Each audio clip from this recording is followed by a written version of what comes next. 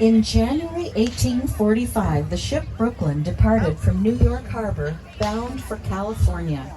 On board were members of the Church of Jesus Christ of Latter-day Saints who were escaping persecution, not unlike the Pilgrims of the Mayflower, and were in search of religious freedom and an opportunity for a better life. There were 238 people in total, men, women, and children. There were immigrants, farmers, school teachers, blacksmiths, masons, tailors, weavers, and even a midwife and a physician. They stocked up on everything they would need for a 6 to 7 month journey, as well as equipment to build a settlement upon arrival. They traveled by way of Cape Horn on board a renovated merchant ship with Captain Abel W. Richardson at the wheel. As the passengers bid farewell to family and friends they would likely never see again, they faithfully boarded the ship with adventure ahead and the task of building a new Zion in the West.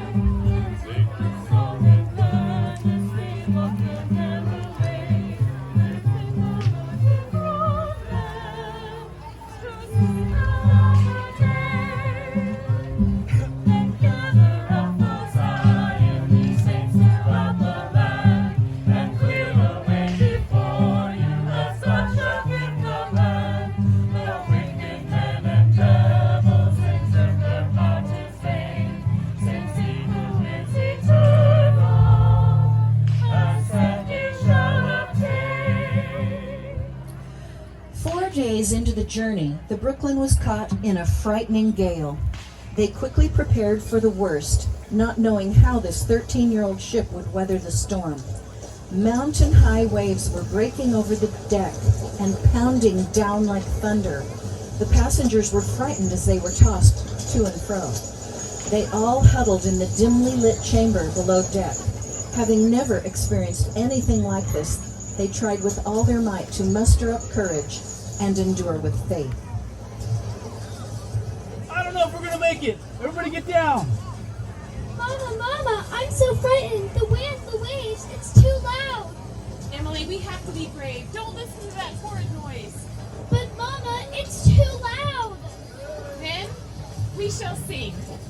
Yes, sing with all your might and drown out the noise.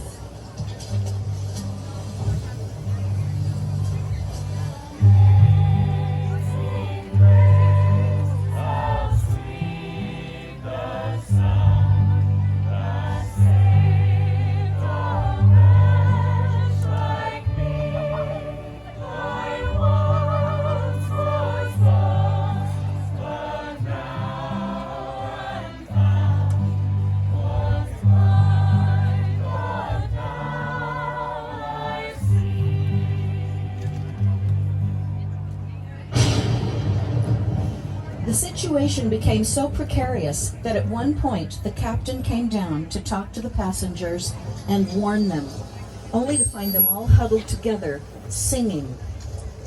Brothers and sisters, there comes a time in a man's life when he has to prepare to die.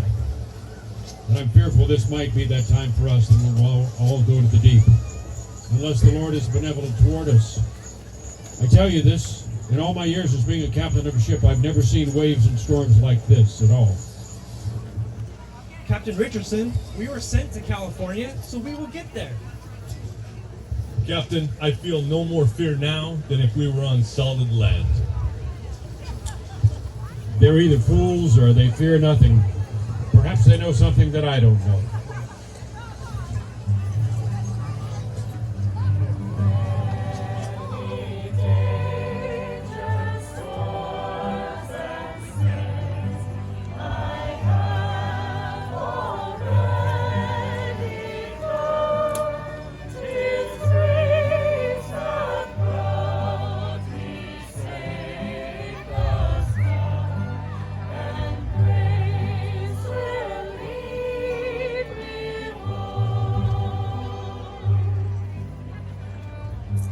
The storm lasted 4 days. Furniture rolled back and forth, endangering life and limb. Only one light was still lit, hanging outside the hall, wavering with every movement. Children's voices cried in the darkness. Mothers' voices soothed. Men's voices raised above all the others, and they all mingled with distressing groans of the sick for help. And yet, even there amid such scenes, a few were cheerful and sought to comfort the others. Through song and prayer, faith and courage, they make it through the awful days. God spared them with his mercy, and on day 5, the ship flew before the wind like a thing of magic.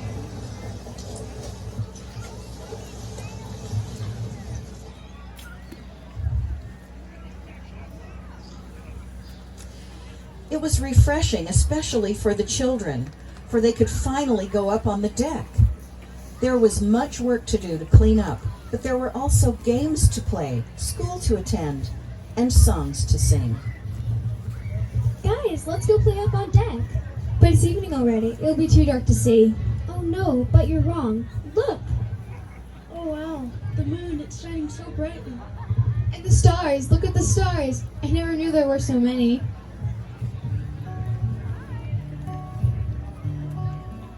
Twinkle, twinkle, little star, how I wonder what you are.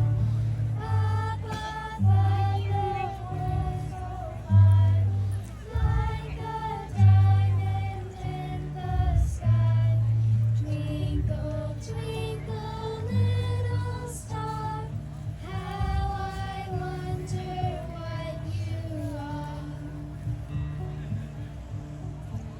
Twinkle, twinkle, little star, how I wonder what you are. Above the world so high, like a diamond in the sky. Twinkle, twinkle, little star, how I wonder what you are.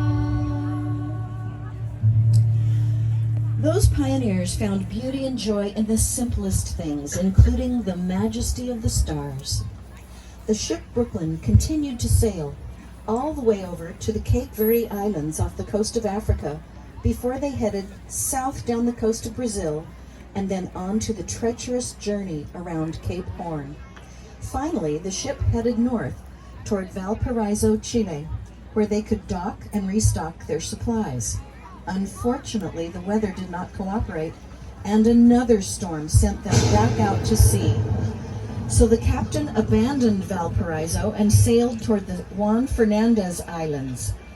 Miraculously, the island had an abundance of fresh fruit and abandoned livestock for the taking. After several blissful days on land, they restocked the boat, boarded the ship once again, heading for the Sandwich Islands, now known as Hawaii, and then on to their final destination, California. The journey was very, very hard. During the 6-month voyage, many fell ill with serious sicknesses. 10 were lost at sea, including a few who were children. We laid them to rest in watery graves. In spite of our sadness, though, we sailed on, and we often leaned on music to give us the strength to face our adversity and the long days at sea. When first the glorious light of truth burst forth in this last age, how few there were enrolled their names upon its sacred page. And of those few, how many from earth have passed away, and in their graves are sleeping till the resurrection day, till the resurrection day, and in their graves are sleeping till the resurrection day. How many on Missouri's plains were left in death's embrace, pure honest souls too good to live in such a wicked place, and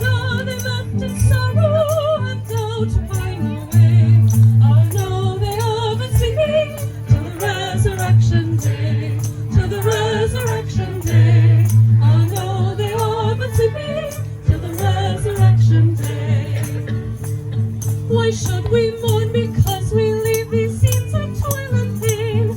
Oh, happy day the righteous go, celestial crowns to gain, and soon we all shall follow to realms of endless day, and taste the joys and glories of a resurrection day, of a resurrection day, and taste the joys and glories of a resurrection day. The Brooklyn pioneers knew God had a purpose, and in the end, all would be well. Their safe arrival in Yerba Buena, California was nothing short of a miracle. Upon arrival with all their skills and the equipment they brought with them, they began to build up the town, printing its first newspaper, establishing the first school, and much more.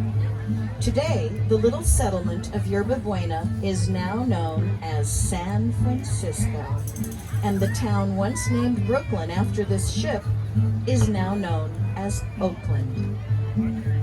The Brooklyn pioneers were a group of courageous folks that, through courage and faith and a lot of sacrifice, did more for the history of the Church of Jesus Christ of Latter-day Saints and the state of California than anyone would ever have dreamed. We all shall follow to realms of endless day, and taste the joys and glories of a resurrection day, of a resurrection day, and taste the joys and glories of a resurrection day.